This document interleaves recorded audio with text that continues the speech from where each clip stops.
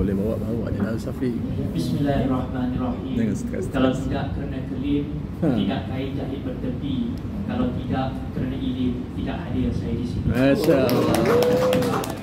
Wassalatu wassalamu ala asyrafil anbiya'i wal mursalin wa ala alihi wa sahbihi ajma'in. Amma ba'du. Jadi kita rafa'kan syukur yang tidak terhingga pada Allah Subhanahu wa taala yang telah memungkinkan kita untuk bertamu dan juga bertemu pada hari ini. Di hadapan saya ini pendakwah-pendakwah yang juga hebat. Ada ustazah-ustazah, ada ustaz. Saya ni hanyalah pegawai penerangan yang baru nak start. Bertemakan bahasa. Jadi dengan mauduknya martabat bahasa satukan bangsa. Jadi saya nak mulakan dengan ada satu pepatah Arab yang berbunyi, inna bayanah la sihrun mubin. Sesungguhnya kata-kata adalah sihir yang nyata. Kenapa tuan-tuan? Kerana dengan kata-kata itu dapat membunuh satu jiwa. Kata-kata dapat menguburkan satu raga. Dengan kata-kata dapat menciptakan bahagia. Kata-kata mewujudkan sebuah derita. Jadi sebab itulah wajib untuk kita memilih kata-kata yang baik. Kerana kita tidak tahu mungkin akan ada hati yang terluka. Jadi asas kepada kata-kata ini tidak lain dan tidak bukan adalah bahasa itu sendiri.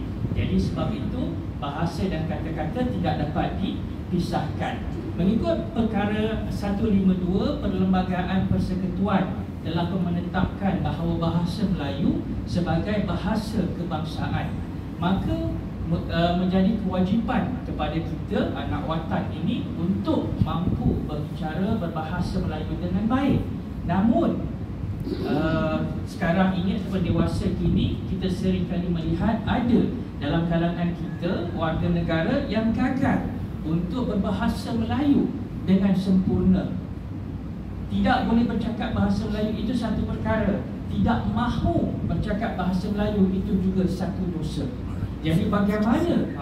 Bukanlah tugas kita untuk menghukum mereka ini, tidak. Tetapi sebagai warga negara yang sama-sama dilahirkan, dibesarkan di tanah bertuah ini, maka seharusnya kita sama-sama untuk melaksanakan ataupun mengupayakan kebolehan bahasa kebangsaan itu sendiri. Maka disebabkan masa pun dah mencemburui, saya mengundurkan diri. Jadi sebelum itu mana golok, mana berdama, mana panjang dengan parang. Yang elok bawa bersama, yang pincang tinggal belakang. Amin. Maklum sajalah, andai bedah lukai tubuh, masih ada harapan sembuh.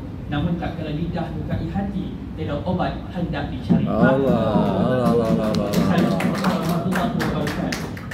Masya Allah.